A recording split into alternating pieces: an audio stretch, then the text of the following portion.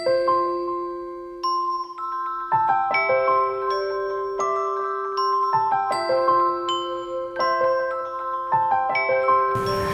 दुनिया में करीब 9.5 मिलियन या 10 मिलियन के करीब टीबी के केसेस हैं।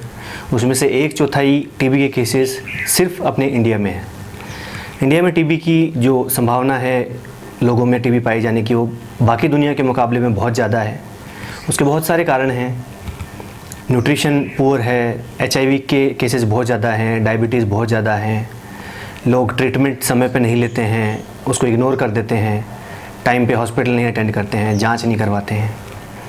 इंडिया में हर 1 लाख लोगों में 256 लोग ऐसे होते हैं जिनमें टीबी की बीमारी होती है, और उन 256 में से 26 मरीज ऐसे होते हैं जो मर जाते हैं टीबी की बीमारी से।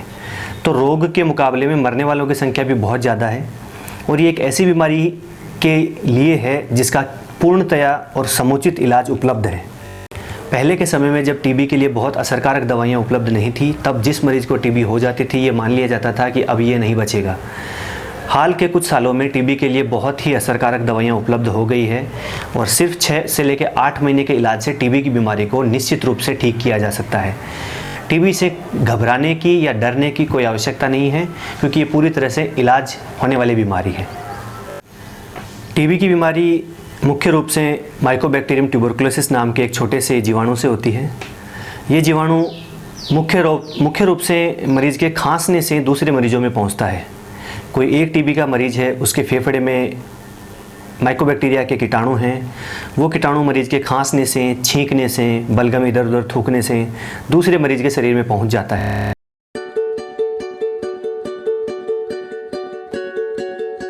तो फेफड़ों के टीबी वाले मरीज़ को खांसी एक मुख्य लक्षण होता है।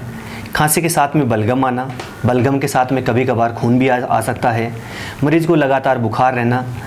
मुख्य रूप से 2 हफ्ते से ज़्यादा जो खांसी होती है उसको हम टीबी के रूप में देखते हैं। कुछ मरीजों को छाती में दर्द महसूस हो सकता है, भूख कम हो जाती है, रात को पसीना भी आता है, और कुछ मरीजों का वजन कम हो जाता है। चिकित्सक द्वारा बताया हुआ इलाज पूरी तरह से लेता है, लगातार लेता है, बीच में नहीं छोड़ता, अपने हिसाब से दवाइयों को कम ज़्यादा नहीं करता, तो ये बीमारी पूरी तरह से ठीक होने वाली बीमारी है। इस बीमारी में बहुत सारे मरीज़ दवाइयों के थोड़े से जो दुष्प्रभाव होते हैं उसकी वजह से या किसी भी अन्य कारण से दवाइयाँ बीच में छोड़ देते हैं। उस वजह से एक असाध्य टीबी की बीमारी भी हो सकती है, या यूँ कहें कि इलाज थोड़ा मुश्किल है उसका, MDR tuberculosis, multi drug resistant tuberculosis, जिसमें जो साधारण रूप से हम टीबी की दवाइयाँ दे रहे हैं वो दवाइयाँ टीबी के कीड़ों पे काम नहीं करती।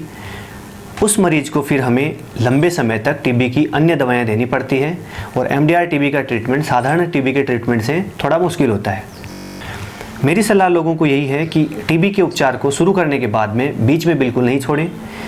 दवाइयों से या उपचार के दौरान किसी भी तरह की कोई दिक्कत हो तो अपने निकटतम चिकित्सक से संपर्क करें, दवाइयों को बीच में बंद नहीं करें। मरीज को जब भी खांसी आए तो मरीज को इस तरह से निर्देशित करें कि मुंह पे कुछ कपड़ा या रुमाल लगाए, उससे उसके जो खांसी के अंदर जो कीटाणु निकल रहे हैं उसके फेफड़ों से, वो बाहर जाके किसी दूसरे मरीज के शरीर में नहीं पहुंचे। बलगम को वो मरीज इधर उधर नहीं थूके, एक ढक्कन वाले बंद डब्बे में बलगम को थूके, और उस बलगम को या तो जला दे या मिट्टी के गहरे खड्डे में उसको दबा दे।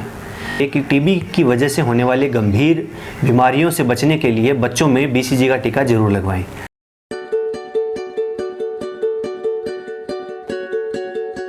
जिस किसी मरीज़ में टीबी रोग की पहचान कर ली जाती है, वो अपने निकटतम अस्पताल में उपलब्ध डॉट्स की निःशुल्क दवाइयों को मरीज 6 से लेकर 8 महीने तक निरंतर रूप से खाएगा तो उसकी बीमारी निश्चित तौर पे ठीक हो जाएगी।